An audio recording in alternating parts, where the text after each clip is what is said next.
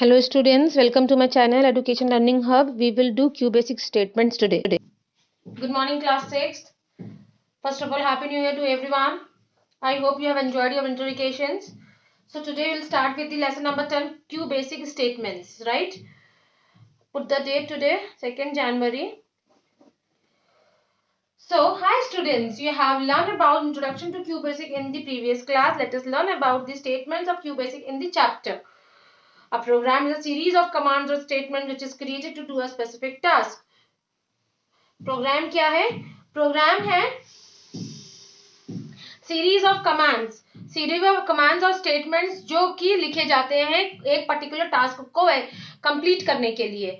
QBasic is an acronym of, QBasic का full form क्या है? It is an QBasic is a short form of quick beginners all purpose symbolic instruction code that you all know very well, right? QBasic is simple programming language which is based on the statements. QBasic एक ऐसी programming language है which is based on the statements, right? So, basic statements in QBasics. There are some most commonly used statements of QBasic. These are as follows. Let statement. Let statements allows.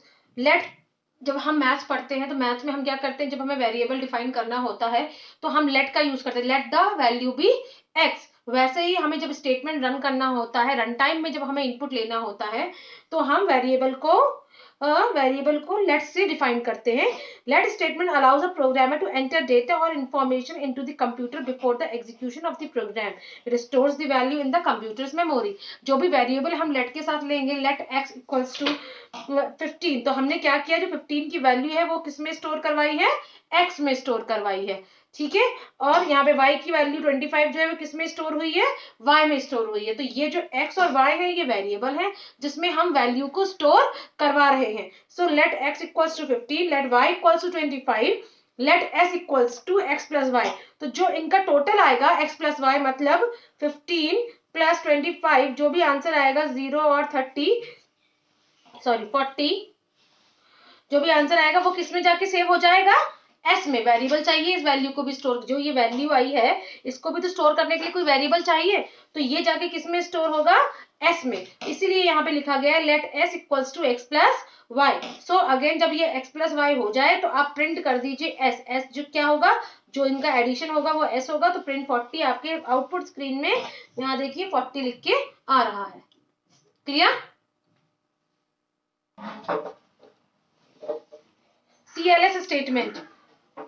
CLS is typed as first line of every program so that screen clears each time the program runs and the program begins with the fresh screen. CLS का मतलब होता है to clear the output screen.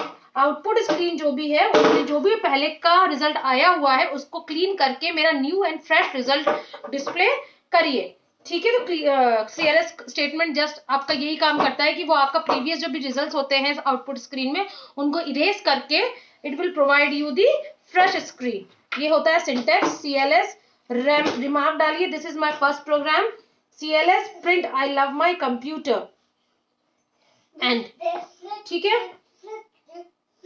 तो यहाँ पे CLS क्या करेगा, आपका CLS जो पीछे आपका आउटपुट आया था 40 उसको डिलीट कर देगा और नया फ्रेश विंडो में आपका नया आउटपुट जनरेट करेगा I love my computer. End statement. End statement क्या करता था? End statement tells QBasic that the program is terminated here. End का मतलब ही आपको समझ में आ रहा होगा कि ये प्रोग्राम को एंड करने के लिए यूज होता है.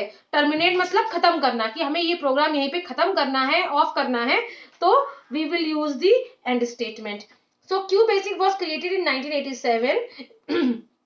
It works on the DOS disk operating system prompt. किस पे काम करता है? disk operating system prompt DOS के प्लेटफॉर्म पे काम करता है. You can use any number of letters as long as they don't have spaces or they are not exactly the same as the variable name. Fine. Now print statement. Print statement क्या करता है? Print का statement से आपको मतलब समझ में आ रहा होगा that it allows you to print on the output screen. तो प्रिंट बहुत तरीकों से यूज हो सकता है to make the output print on the output screen. So let's see. Print statement shows text, number, constant or memory variable and constants on the screen. Must be noted that character sentences should be written within the inverted commas. जो भी इन inverted commas ये अंदर लिखा होगा that only will be printed in the output screen. Okay.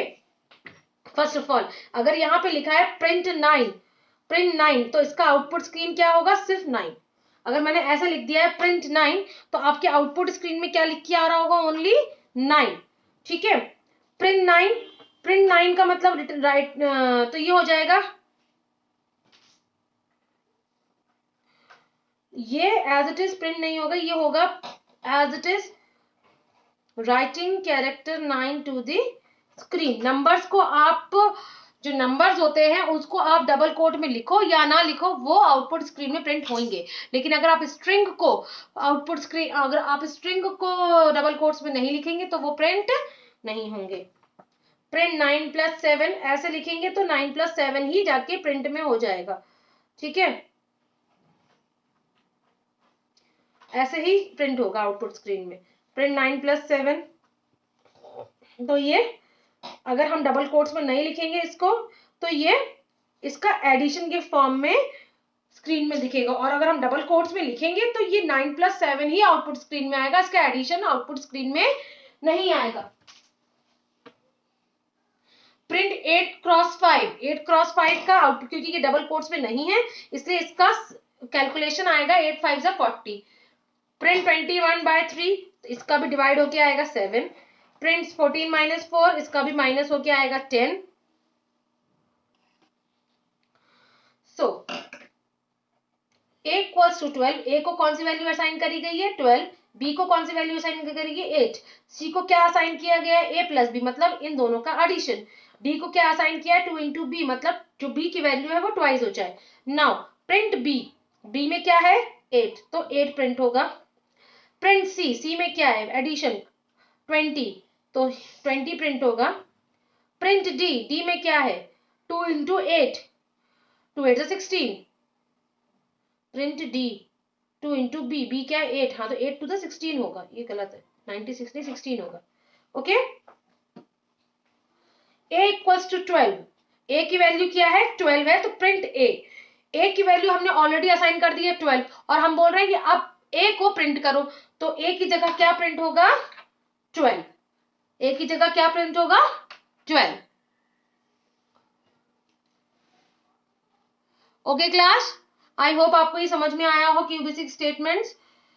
Rest we will do in the next class. Thank you and have a nice day everyone.